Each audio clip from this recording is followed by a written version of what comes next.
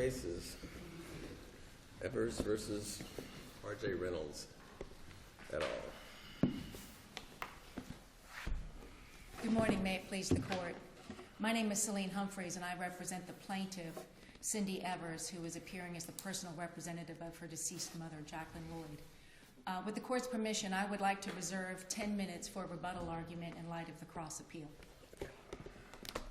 There are two issues that the plaintiff have raised. As this Court knows, we are actually appealing a verdict returned in favor of the plaintiff following a jury trial. We are not asking to invalidate that jury's verdict or seek a retrial in any respect. Instead, both of our issues go to legal rulings by the trial court, which in some respect, one way or another, took away a part of that verdict. So we are bringing those issues to this Court, asking this Court to reverse those rulings alone and remand for the trial court to enter the judgment in conformity with the jury's verdict. Our primary argument is the directed verdict that was entered on two of the counts. Okay, well, let me stop you right there, because let me ask you about that. It seems like to me that both of you all can agree that at this point, based on the case law, that the jury was entitled to rely on circumstantial evidence. Yes, ma'am. For the concealment and the conspiracy claims, and that the trial court had held or had granted the directed verdict based on his conclusion that that was not permissible. Yes, ma'am. So I think we all agree that you can do that. So the argument now boils down to, well, was there evidence that any reliance was reasonable? And what the tobacco companies have said is that all the evidence was that she knew all along that smoking was dangerous. And you've responded that, well, but what about addiction? They haven't addressed that. So isn't that kind of what this boils down to, is was there,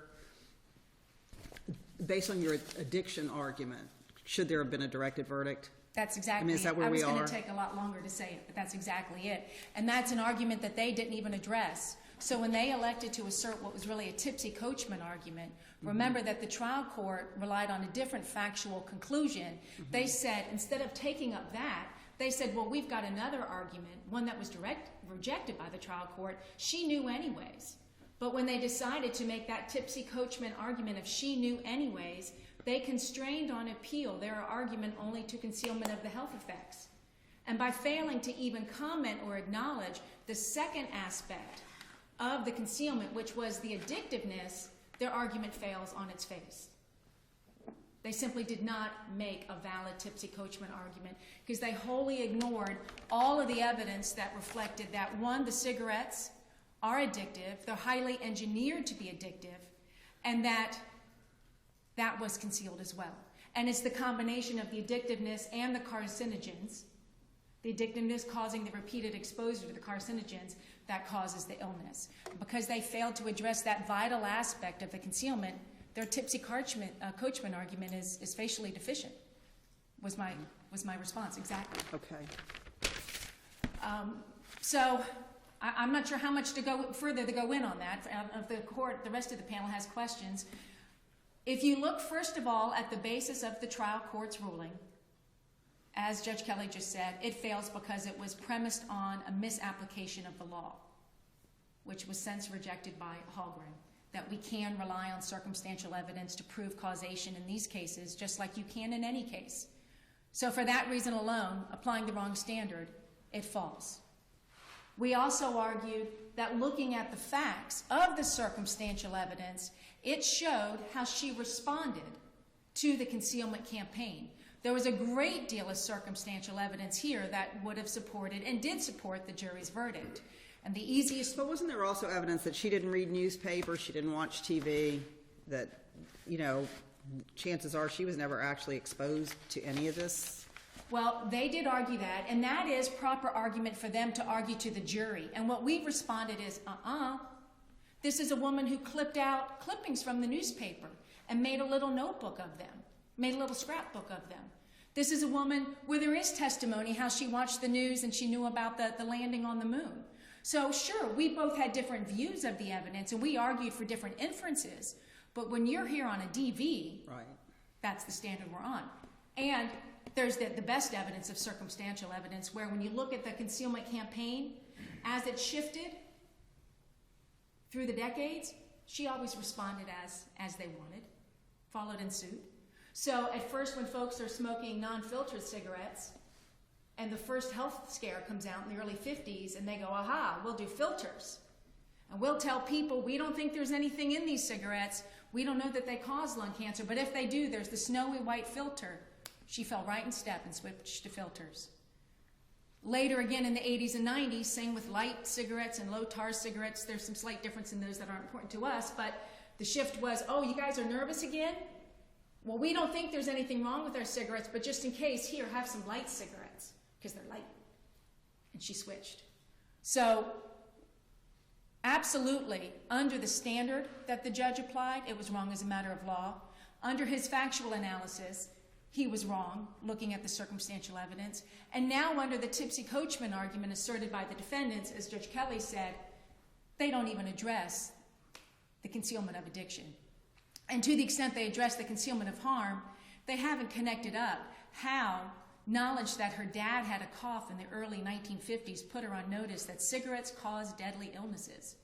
Even in the 1990s, the CEOs from the tobacco company swore under oath to the United States Congress, we don't know that cigarettes cause lung cancer, cause illnesses. So I'm going to go ahead then and move on to another issue that the defendants raised in response to our argument for reversing for directed verdict.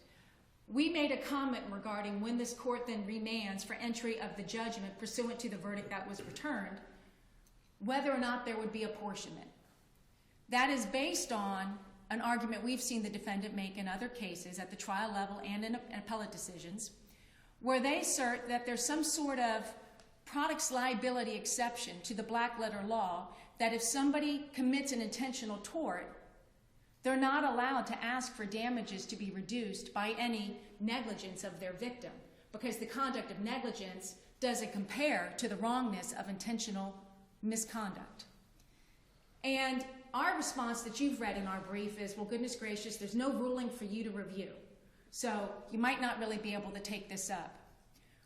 Given that they then responded and made clear that this will be their argument on remand, which will then result in another appeal regardless of the ruling, I do want to make sure this panel knows when we gave you notice of related cases, one of those was the Schlenkler case. I always struggle saying that, Schlenkler. This very issue was raised there. The very arguments they make. And we handled that appeal. And we responded to that appeal. And this court rejected the arguments. That was a per curiam affirmance. It was a per curiam affirm. So when we go back downstairs, we can't tell the trial judge that he's bound by that decision. It's persuasive authority, whatever, but we can't point him to that. So in the event that this court, based on their... So there's no case law on that otherwise? There is. And one thing I wanted to tell you is, we had originally attempted to respond to that argument. We had originally filed a longer brief. But because of all the issues raised in the two appeals together, that brief was too long, and this court understandably denied our request to exceed the page limits. If you do want to dig into this, that brief is on file. It is our first reply and answer to their initial brief. When our request for page limit, exceeding the page limits was denied, we then filed what you have probably reviewed. Frankly, what we did is basically cut and paste from our brief in Schlenkler, where we explained... But I mean, the bottom line is, because there was a directed verdict, the trial court hasn't addressed this The apportionment issue. So there is no ruling for you to review. There's no ruling for us to review. Well, I don't know. I've never been in this position before, so I don't know if it's proper or not for me to tell you. Part of what I asserted in that first attempt at responding to them that was not allowed to be briefed is case law that allows you to climb in anyways, even absent a ruling, including a Florida Supreme Court decision, that does identify certain unique circumstances where you know a ruling's afoot, and particularly here where you can rule on it as a matter of law without having to look at... One of their arguments is waiver, which makes you think it's going to be a discretionary decision for the trial court. There is that last part of the argument that is that, but the rest of it are legal arguments. Okay, as long as we're talking about what's going to happen if this case gets sent back, let's talk about the second issue that you raised on reinstating the punitive damage award. Because if I'm understanding this, the arguments, what this really boils down to now is an argument on whether those have to be retried. Yes, ma'am. Okay, so talk to me about that. I think this is my hardest argument for me to make clear. And first of all, I want to say that this is our alternative argument. So only if there's some way that you decide that the directed verdict should be affirmed would you get to this argument. This argument exists because in that event, there would be no verdict supporting intentional torts. So the only way that we could have punitive damages would be on the negligence and the strict liability counts. And so first of all, we do argue, and they agree under Hallgren, we win, they lose. But the concern here is what happens now. They say you have to go back for a retrial. And this is the point, and I was reading my response, and I was concerned I didn't explain this well enough. The first thing I respond, I don't think is enough by itself, but it is important to understand. The facts in these cases are never broken down into the 4 causes of action that are tried. There's not just the negligence action in how they design these cigarettes. It's not just the strict liability, it's not just the concealment, and it's not just the 50-year conspiracy of all of these companies and these mock entities that are supposed to be, acting for the public interest. It is one intertwined story. So the negligence is what was concealed, and what was concealed was the negligence, and said again with the product. They did not tell the public that they were intentionally designing cigarettes to promote the addictiveness so that the nicotine speeds to the brain faster and causes the neurological changes to occur quicker. They were not telling the public when we do things like add menthol, what we're trying to do is get you to bring that smoke down deeper into your lungs. So, and I'm not an expert, I can't say this right, but there are some nifty things at the bottom of the lungs that are particularly susceptible to the nicotine in the smoke that makes it fire up faster.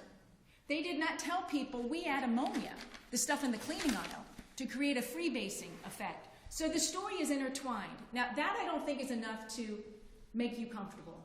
What I do think helps explain this is, this court can take judicial notice of every verdict entered in an appeal to this court so far in an Ingle progeny case or a non-Ingle progeny case.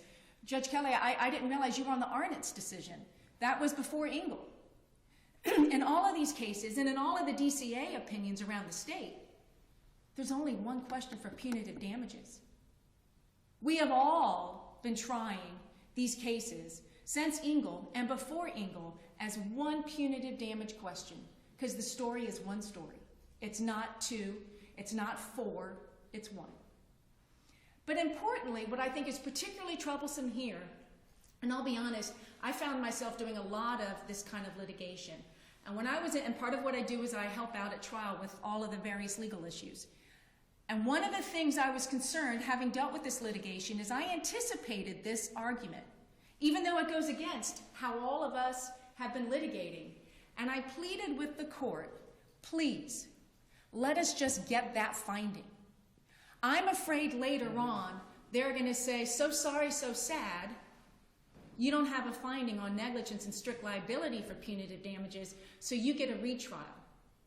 I told the court that he could still follow SOFR, and after the verdict, if this was a case where we did not win on the intentional torts, take away our punitive damages, if we were to get them. But in the event, which we thought, and we still think, that the plaintiffs prevail on SOFR for the reasons explained by the decision on which both of you were panel members, Hallgren, then that verdict, that result would be obtained. It would be there. And the defendants fought against it. So the situation I'm in now, or that we're in now, is of their creating. And that's a very powerful motivating fact. Add to that the reality, and I know I'm droning on and I might be on a soapbox. And you're right around 10 minutes now, so.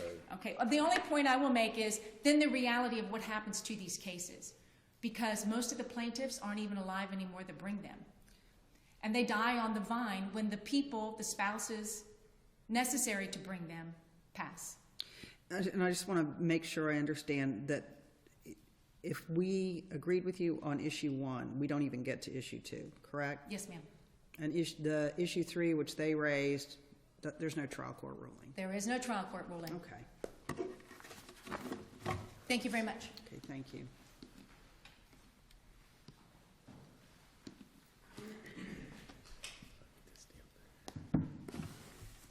Good morning. I'm John Walker, and I represent R.J. Reynolds Tobacco Company, the appellee in the main appeal and the cross appellant in the cross appeal. And I would like to, if I might, reserve 5 minutes for rebuttal on the cross appeal. That's yes, okay. Your Honor. Thank you. I guess that where I need to start is by talking about Hallgren.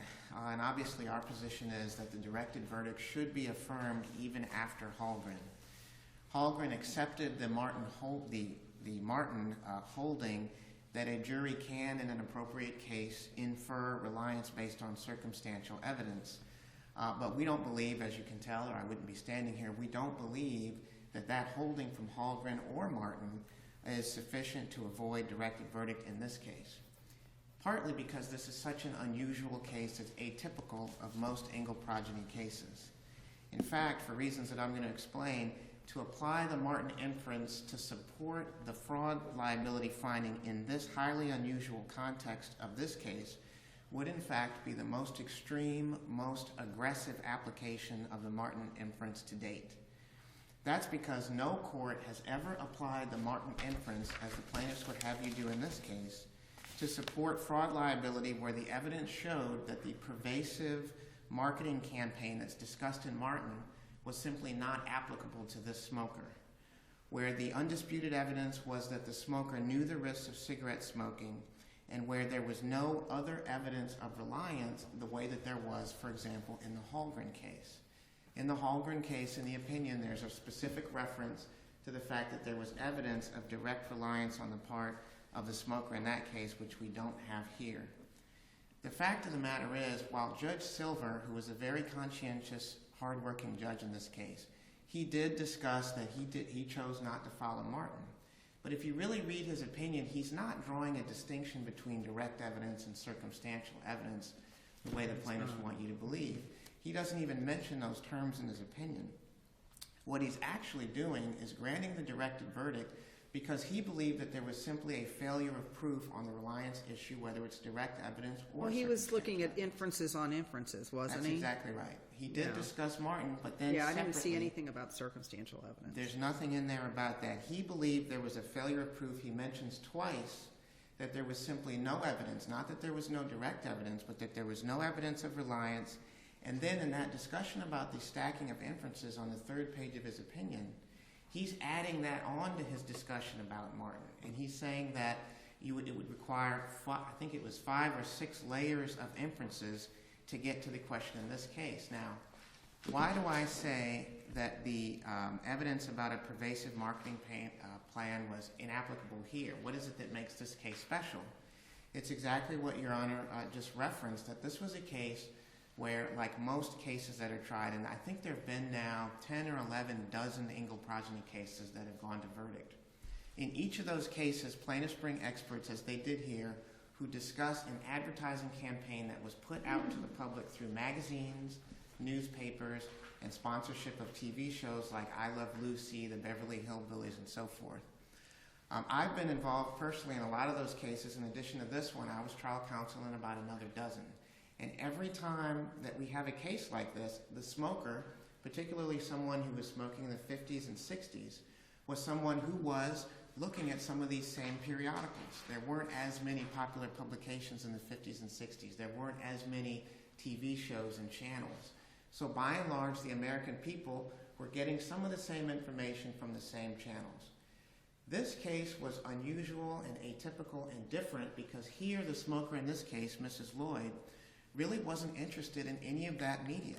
She was interested in horses and outdoor activities, and the consistent evidence in the case was that the types of TV shows and magazines and newspapers that their expert talked about that created this pervasive marketing campaign that they want to tie into did not apply to her because she wasn't looking at that. What she read was livestock magazines that were never discussed in the case, and she did clip family-related things from some of the newspapers at some points in time. She did know the risks. This idea that there's something about addiction information that changes it really isn't something that I think has any merit, because the whole point of the addiction issue, as they articulated it in trial, is that the addiction is what causes a continued exposure to the product that leads to the health effects of that product. Mrs.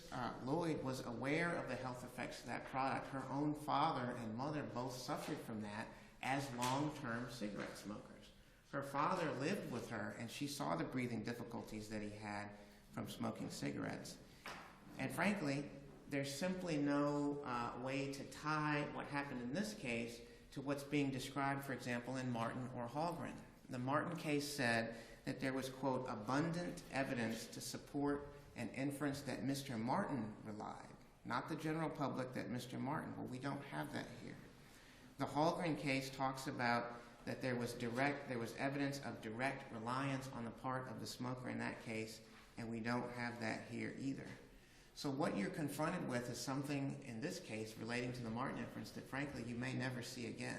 I haven't seen it since this case, where you have a smoker who just doesn't fit the typical generic marketing evidence that plaintiffs put on in every case because she was an unusual smoker and she had an unusual history.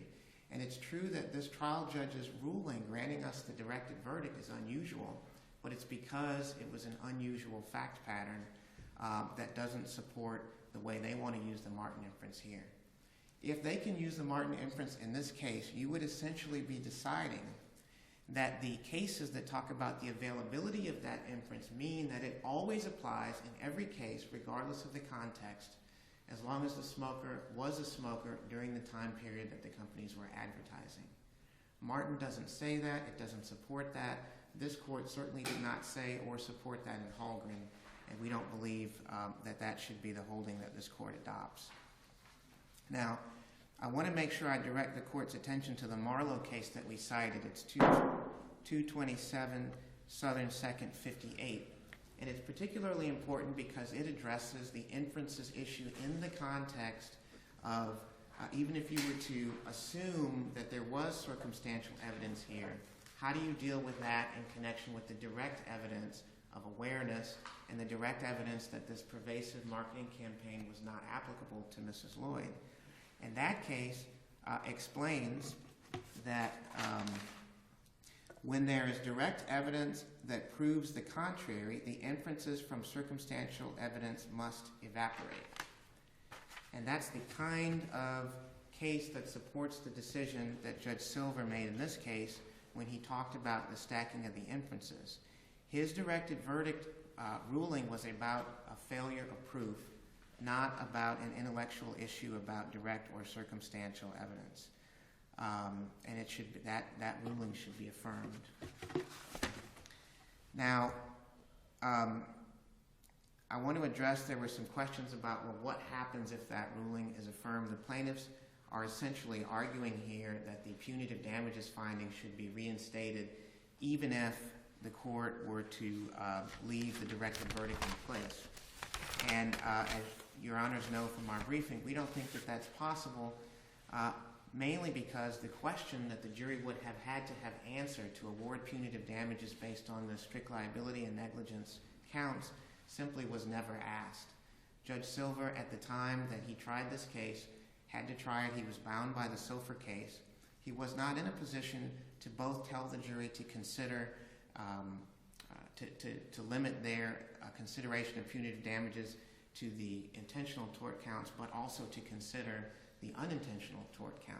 No court has done that anywhere in any of these cases. None of the trial judges have done that, even when that has been proposed.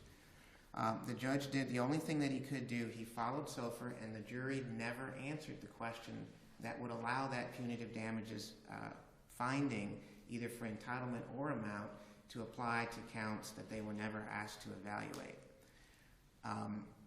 Assuming this court is going to do what it did in Hallgren and follow Sofer, our request would be that it also do what it did in Hallgren and certify conflict with Sofer, because it doesn't make sense to send this to have a retrial in the event that the court would see fit on the punitive damages issue when it's currently pending, and that issue will be decided. The next issue, if the court does overrule the directed verdict, and obviously we hope that won't be the case, there are a couple of issues there that I want to address just briefly. First is the one that was being discussed about what happens with the comparative fault finding. Your Honor had asked the question about whether there is any case law on this, and I think the answer was yes, but you didn't get the site. The case is called Hyatt, H-I-O-T-T. It's cited in our briefs, and it finds that under circumstances remarkably similar to what happened in this trial, there can be a waiver of this argument about whether or not the intentional tort finding in the plaintiff's favor means that the jury's comparative fault finding is not applied. In the Hyatt case, the plaintiffs there argued essentially from start to finish during trial that the plaintiff had accepted fault and there was no attempt to carve out the intentional tort claims or to suggest to the jury that depending on how they resolve those claims, their comparative fault finding might not be applied. The same thing happened in this case. For the reasons that we cited in our papers, and presumably to secure advantage, at least that's what the Hyatt court thought was the reason, the plaintiffs in this case, from start to finish, told the jury that there was an acceptance of responsibility on the part of Mrs. Lloyd, and in this case they actually went a step further than that because they affirmatively asked the jury to compare, in looking at comparative fault, to compare innocent, as they described it, negligent conduct on the part of Mrs. Lloyd with intentional conduct on the part of the defendants. So our position is, A, you can't tell the jury you're accepting responsibility, lead them to believe that there will be that their finding on comparative responsibility will be applied regardless of their determination of the other claims, and then argue afterwards that it shouldn't be. But B, you certainly can't ask the jury, beg them to compare intentional and unintentional conduct, and then after the fact argue to the court that those types of conduct cannot be compared. So we believe that in all events, the jury's finding of on the comparative fault should be respected, it should be honored. The four-line case that's cited in Hyatt and in other cases stands for the proposition that when the jury is being told something about comparative responsibility and damages, they have a right for the lawyers to be upfront with them. If they make a finding about comparative responsibility that's not going to reduce the verdict, they need to be told that. And what we're starting to see in cases tried since Hyatt is that the plaintiff's lawyers do that. When they really want to avoid waiver and they want to preserve this issue, they will tell the jury, we accept responsibility, but not if you find on the intentional tort claims. One last thing on the fraud and reliance. Even if this court were to overrule the directed verdict, we have raised in our cross appeal some issues that we think are very weighty that would require a new trial on those claims even if they were to survive directed verdict. And the first one is the issue of repose. The Hallgren decision that two of your honors were involved in specifically referenced the fact that the repose period begins from the last instance of concealment on which the plaintiff, the smoker or the plaintiff relied. That is consistent with a long line of cases in the 4th DCA, Hess, Cohen, Caton, they're all addressed in our brief, that hold that the statute of repose for fraud does apply to fraud and conspiracy claims in Ingle progeny cases. We believe that Hallgren is consistent with that, and the trial judge's refusal to instruct on repose, we believe, would be a basis for new trial even if the directed verdict were not to survive. Now, I want to move into our cross appeal because we raised a number of issues. There's one I'd like to focus on today because I think it's one of the issues that had the biggest impact in this case, and that's the issue of the plaintiff's lawyer's violation of the long-standing line of cases that says, in essence, you can't disparage an opposing party or the opposing party's lawyers for defending the case. And I just want to highlight some of the language that was used in this case about my client, and frankly, because I tried this case for Reynolds, about me. The allegation was made, the accusation I should say, was made to the jury at every possible opportunity, starting with openings, going all the way through to closing arguments on phase 2, that the defendants should be punished for basically defending ourselves in this action.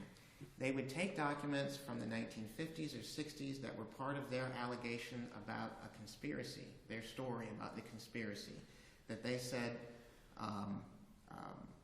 was blessed essentially by the Engel findings. This was before there had been a finding of class membership. And they said that the defendants in this case were going to be playing from the same script. The same script that they said was amounted to a conspiracy in 1953. They were telling the jury that the lawyers, the defendants in the courtroom, were going to be following that same script. They would use documents that talked about, in the 60s or 70s, I think it was, the company's strategy about litigation. And they would say, just like in this case, they said that the companies concealed, and then they would even say, in this courtroom. What they did in this courtroom, they concealed in this courtroom. And so the upshot of all of that wasn't just that Mrs. Lloyd was defrauded by something that the companies did during her lifetime. What you ended up with was an argument that the jurors were being defrauded by the tobacco companies, by me, by the other trial lawyers right there in the courtroom. And that is precisely the thing that is prohibited under the case law. And what I find remarkable as someone who's, I'm a member of the Florida Bar, but I live in Atlanta, is that for some reason there's actually a whole line of case law that talks about how you can't disparage the other side for just trying to defend the claim. Apparently it's something that's come up enough and that the bench has felt strongly enough about to write about on numerous occasions, including most recently in the Tulo case, which was a cigarette case, to make clear, yes, you can address the claims of the other side, but there's a line that you can't cross. Okay, I'm going to give you a heads up. You're down to 5 minutes, so do with them what you please. Thank you very much, Judge. That's what I wanted to say about that. There was some suggestion that the issue wasn't preserved. The fact of the matter is I objected repeatedly, sometimes in my own mind too much to this. We filed a motion for mistrial. We raised this issue repeatedly with Judge Silver. He struggled with it throughout the trial, and we are preserved. There may be some instances that they brought up in their brief that we didn't even cite to where there wasn't an objection. But at the end of the day, the Murata case that we cited, which is 125 Southern 3rd, 956, indicates that you can look at the cumulative effect of the preserved and unpreserved error when it comes to improper arguments. And we also cited the Intramed case, 93 Southern 3rd, 503, which requires them to explain and to demonstrate that when improper arguments are made, that those improper arguments did not influence the jury and did not contribute to the $12.3 million verdict in this case. And we don't believe that they can make that showing, and frankly, they haven't tried. I'll reserve the balance of my time. Thank you. Thank you.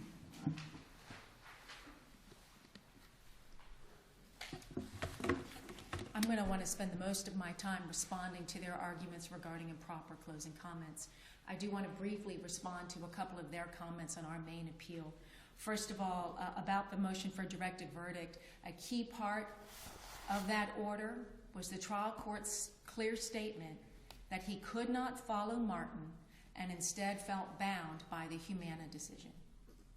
This court has rejected that argument. That is the same argument that the defendants made in Hallgren regarding the standard that applies. Also, I want to be very clear, I do not agree with the statement of the facts that was just said to you about the evidence here on causation on the intentional torts. This is not an unusual case. I've also participated in a number of these trials. Here, for example, part of the circumstantial evidence was the fact that Mrs. Lloyd actually wrote a letter to Dear Abby. We both had circumstantial evidence that we argued to the jury, and we asked the jury to draw inferences. This is not that one single case of a woman hiding under a rock. On top of that, when they made that comment to you just now, you got a little glimpse into the arguments that we typically face in these cases, which is their claim that a concealment argument must be based on whether or not someone saw these statements that were half-truths. It is not accurate that most of the Engel cases involve people who saw the Frank statement or saw something on 2020. Instead, all of these cases rest on the same expert testimony that was presented here, Dr. Cummings, and here he testified for 5 days where he described the wallpaper effect of the dissemination of information, so people weren't even aware of the message that they were getting. It was so pervasive.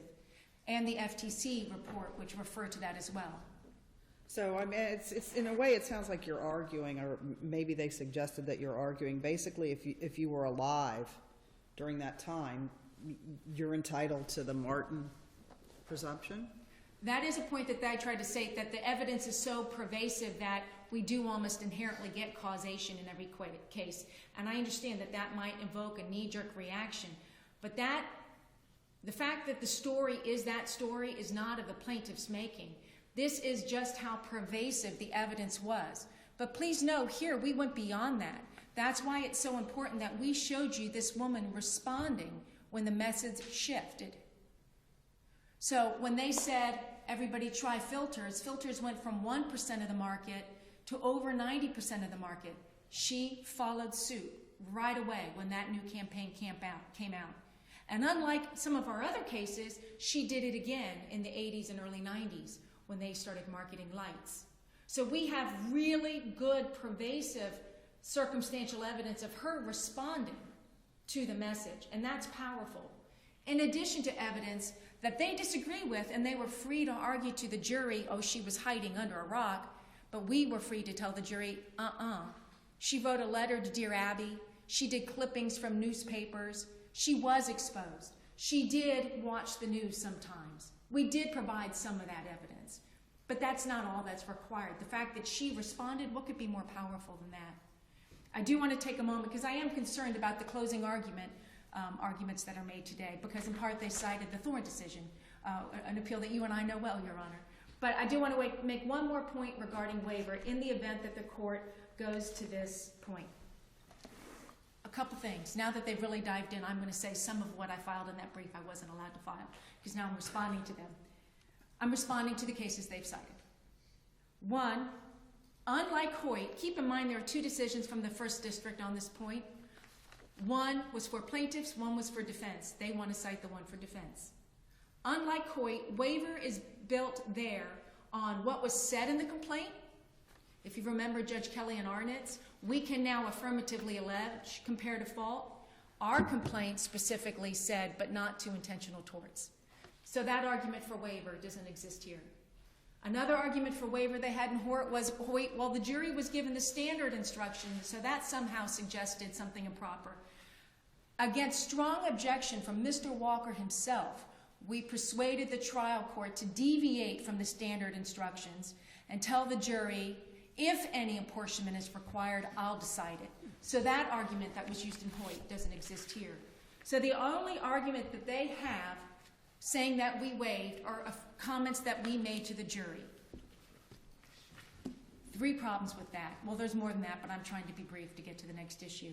If you actually look at the Surrey decision, there the First District Court of Appeal makes clear, so this thing of apportionment, the jury's not supposed to be thinking about it. In fact, we tell them on the verdict form and in the jury instructions, please don't reduce your damages to reflect the apportionment. That's for me to do. That's my post-trial job, not for you, for jurors. And the second point dovetails with that, and it's critical. If you really listen to their argument, they're assuming juror nullification. Their argument is premised on the assertion or the assumption that the jury is not going to follow the law, that despite being told not to change damages based on apportionment, they're going to change it if they knew that apportionment doesn't apply to intentional torts. I hope I'm explaining that well enough. I tried to do it better in the brief. And then 3, and this one is beautiful. Here, the defendants themselves, in argument to the jury, told them the plaintiff gets all the compensation. So this jury wasn't misled. Okay, I want to dive into the closing arguments, and I'm particularly focusing on you, Judge Casanova, because they rely on the Thorne decision. Before talking about the error, there are two easy ways to resolve this issue. First is absolutely waiver, and second is the new harmless error standard. You know, one thing I thought was interesting going to harmless error, Judge Kelly, I cited the decision, you were on the panel, Malaznik. They then respond in their reply brief, another case that you're on the panel, and that's Ford versus State. So though neither one of us were able to cite to you the new standard that was just adopted, it is before you in their reply brief because they inherently argue a criminal standard for harmless error. I think, Your Honor, and that was just this year, the Ford versus State case makes our point well regarding harmless error.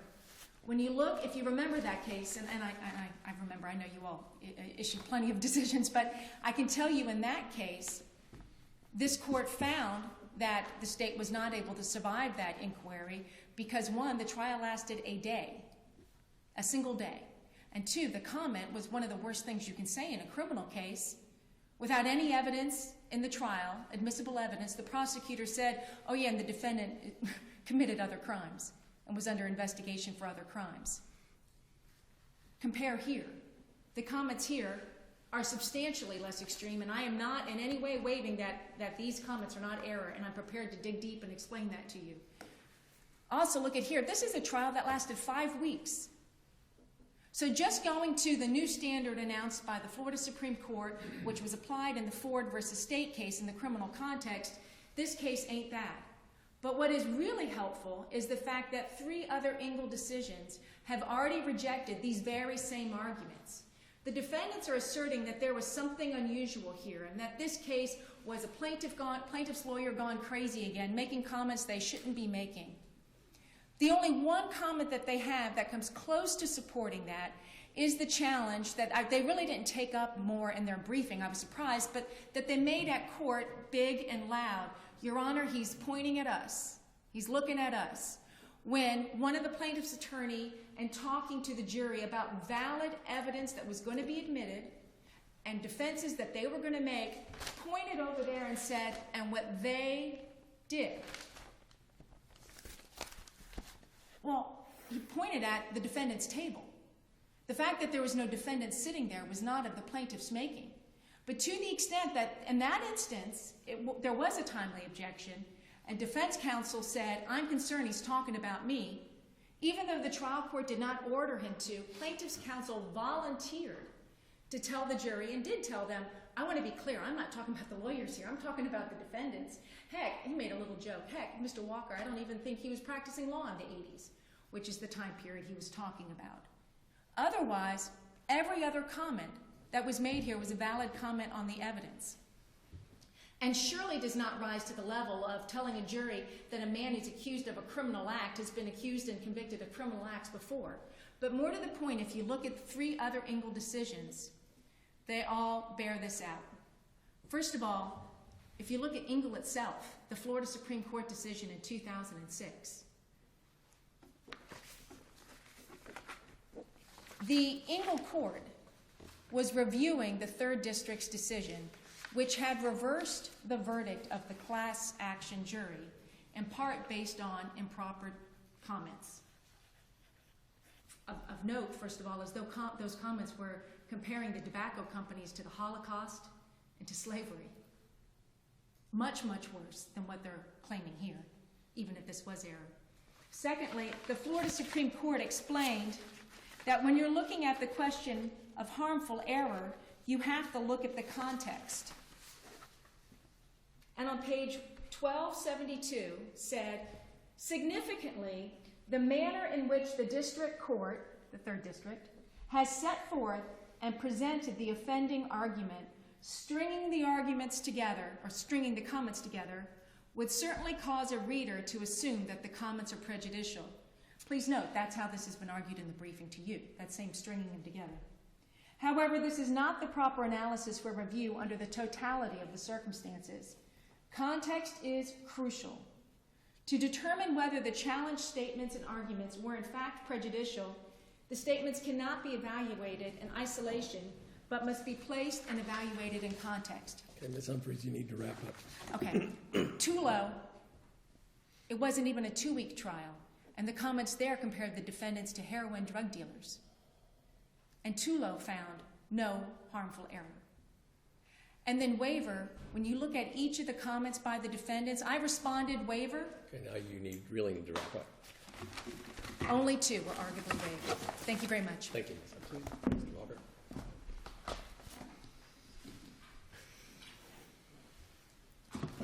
I feel for Ms. Humphreys. I know it's hard when that clock winds down. Oh, I used to be there. I would talk all the way back to my chair.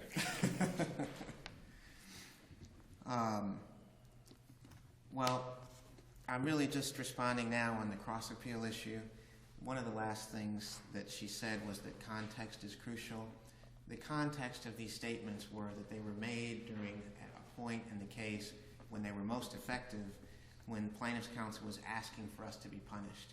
And I just want to read 2 to give you a flavor for the context. The first is transcript, volume 163, page 7745. This is plaintiff's counsel.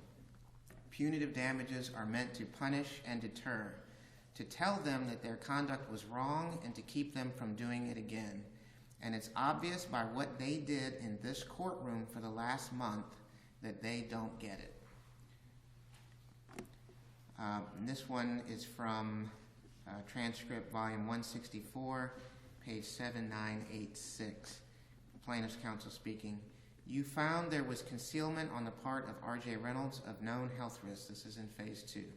And folks, they're still concealing it. They're attempting to conceal in the courtroom. They're being R.J. Reynolds. These are exactly the types of comments that are prohibited under the case law.